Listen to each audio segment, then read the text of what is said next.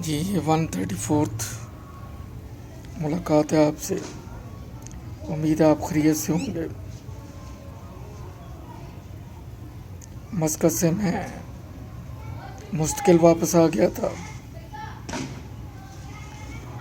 اب میری پہلی سوچ یہ تھی کہ فائنینشیل افیئر کیسے مینیج کرنے ہیں، جو بچوں کی ذمہ داری ہیں اور جو بہن بھائیوں نے مل کے والدہ صاحبہ کی خدمت کا ایک خاص لیول رکھا تھا، اس کو پورا کیسے کرنا ہے. کیونکہ یہ بات پہلے دن سے آج تک میرے اندر ہے کہ جو ذمہ داری ڈالی گئی ہے اسے پورا کرنا ہے. اس میں آئیں بائیں شائیں ٹائیں نہیں کرنی، اسے جیسے بھی ہے پورا کرنا ہے اور کوشش کرنی ہے کہ اپنی جیب سے ہو. اللہ نہ کرے کہ کوئی ایسا برا وقت آئے.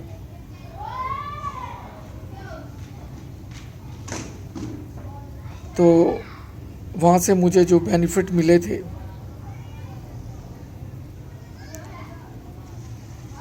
وہ میں نے فکس میں رکھے ڈیفنس سیونگ سرٹیفکیٹ کی صورت میں.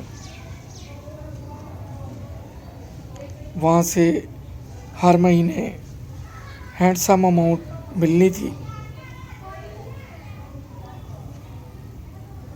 تو کیر بھائی کے ساتھ جا کے میں نے اکاؤنٹ کھولا،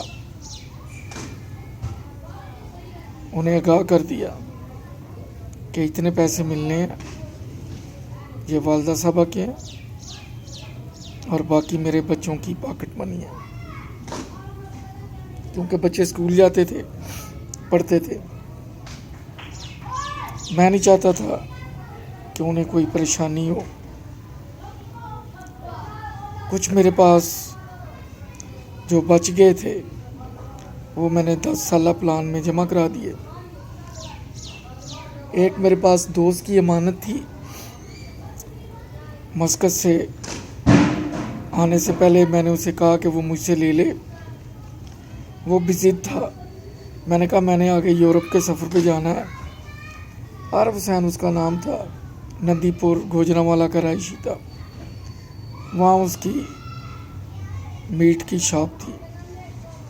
خیر میں نے بہت اسے کہا کہ سفر ہے، کوئی حادثہ ہو سکتا ہے. اس نے کہا رانا صاحب نہیں، آپ سے مجھے پیسے اچھے نہیں ہیں. میرے جتنے پیسے ہیں تقریباً اس کا 2 لاکھ تھا. وہ کہتا ہے آپ پاکستان لے جائیں، وہاں جا کے آپ اپنے اکاؤنٹ میں جمع کر دیں، جب آپ آئیں گے تو دیکھی جائے گی. میں نے اسے بہت سمجھایا لیکن وہ مجھ پہ بہت اعتماد کرتا تھا اور میں نے بھی اسے زیرو سے وہاں ہیرو بنایا تھا. وہ بالکل لیتھارجک، ایسے ہی بس سست، ذمہ داریوں سے بھاگنے والا. لیکن جب میرے ساتھ اس کا اٹھنا بیٹھنا ہوا تو میں نے اسے ایک راہ دکھائی، ایک لائن بتائی. والد صاحب اس کے پاکستان میں اکثر بیمار رہتے تھے. بچت کا طریقہ بتایا اور ماشاءاللہ اس نے عمل کیا اور وہ انتہائی کامیاب رہا. اب تو میرا اس سے رابطہ نہیں ہے 17-18 سال سے. اللہ کرے جہاں بھی ہو وہ خیریت سے ہو. صدقے دل سے میں نے اسے زیرو سے ہیرو بنا دیا. دعائیں دیتا ہوگا مجھے. تو اس طرح میں نے اپنے جتنے فائنینشیل افیئر تھے ان کو مینیج کیا. جو پیسے بچ گئے وہ یورپ میں نے ساتھ جانے کے لیے ڈالر کی صورت میں رکھ لیے، کچھ بچوں کو دے دیے.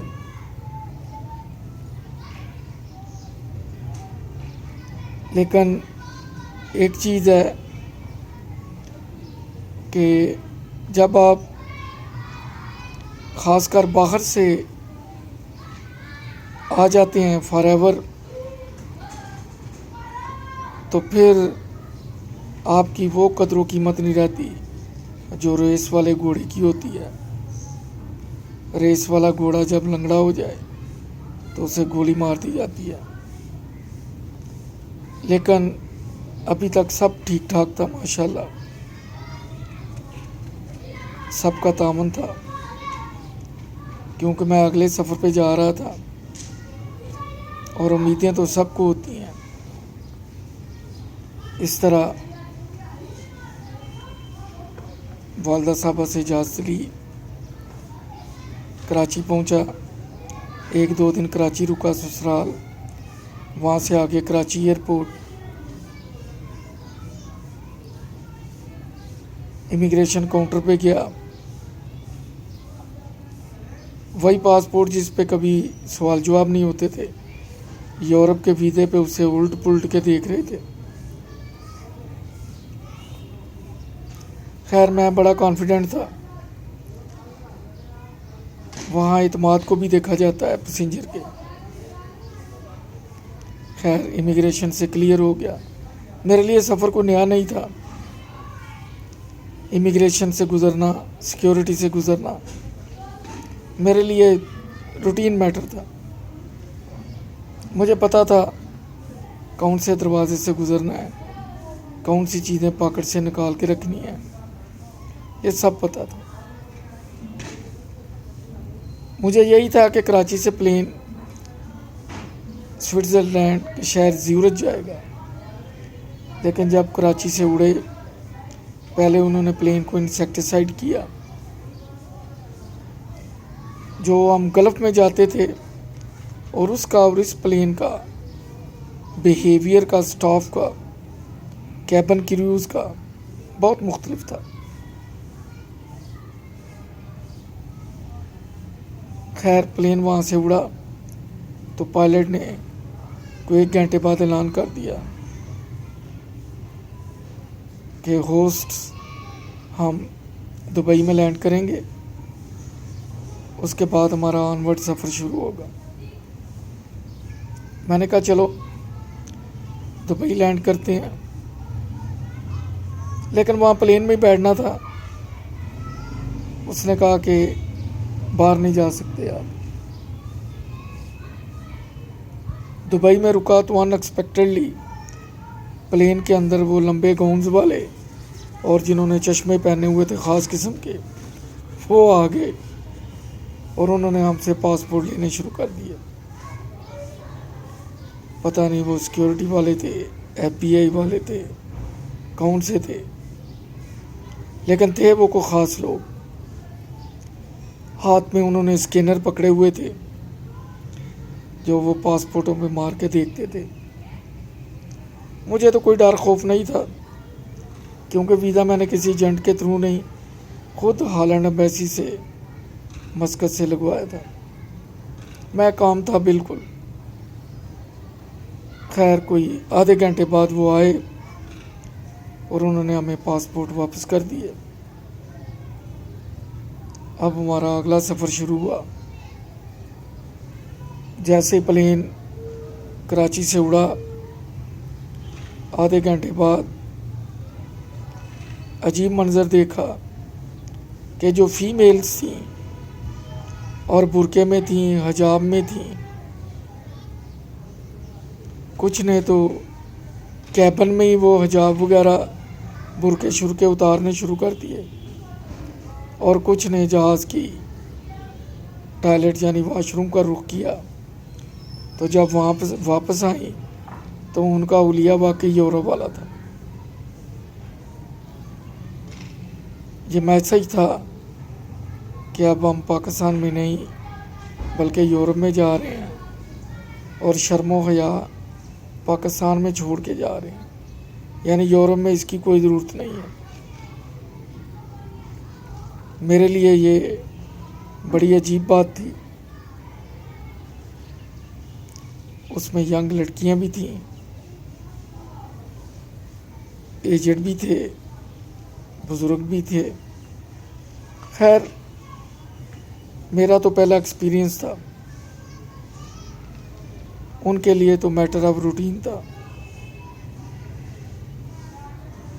اس طرح ہم لوگ سحری کے ٹائم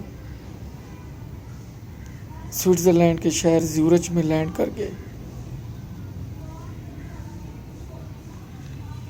سفر میں نیند بہت کم آئی، آنکھیں بوجھل تھی۔ وہاں جا کے اترے، انہوں نے ہمیں گائیڈ کیا کہ آپ نے فلاں ٹرمینل پہ جانا ہے، وہاں سے آپ کو آنورڈ فلائٹ ملے گی ہالینڈ کی۔ اس طرح ایئرپورٹ اس وقت اندر کوئی رش نہیں تھا، میرا ہماری فلائٹ ہی لینڈ ہوتی۔ اس طرح مطلوبہ کاؤنٹر پہ پہنچے، فلائٹ کا نمبر دیکھا، وہ کوئی میرا لے چارٹرڈ طیارہ تھا اور اس میں سارے ٹورسٹ ہی تھے۔ بورڈنگ کارڈ لیا، پلین کے اندر چلے گئے۔ پلین نے جب اڑان بھری تو موج مستی، ہنگامہ، شور شرابہ، وہ سارے ٹورسٹ ہیں، ان کا اپنا سٹائل تھا۔ میرے لیے یہ نئی بات تھی۔ جہاز میں بیئر وسکی کامن تھی۔ میں نے تو جب سیٹ ہو کے کرائی تھی تو میں نے اسپیشل لکھوایا تھا مسلم فوڈ، اس لیے میری سیٹ پہ کراچی سے زیورچ بھی مسلم فوڈ، اور جو ریفریشمنٹ آگے زیورچ سے ہالینڈ سکی پول تک تھی، ایمسٹرڈم تک، وہ بھی مسلم فوڈ ہی تھا۔ صبح کا ناشتہ بریڈ کے پیسز وغیرہ تھے اور ساتھ میں ایپل کا جوس تھا۔ خیر وہ میرا لے پونے گھنٹے 1 گھنٹے کی فلائٹ تھی۔ ہم لوگ ہالینڈ ایئرپورٹ پہ لینڈ کر گئے۔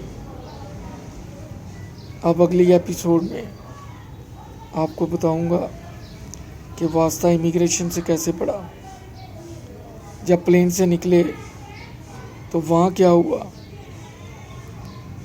نیا ایکسپیرینس تھا۔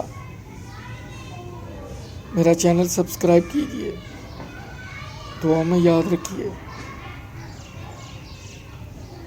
دیکھیے زندگی میں کیسے کیسے مقام آتے ہیں، آدمی کہاں کہاں سے گزرتا ہے، جہاں اس کا رزق لکھا ہوتا ہے اس کی قسمت اس کو وہیں لے جاتی ہے۔ اپنا خیال رکھیے، اللہ حافظ۔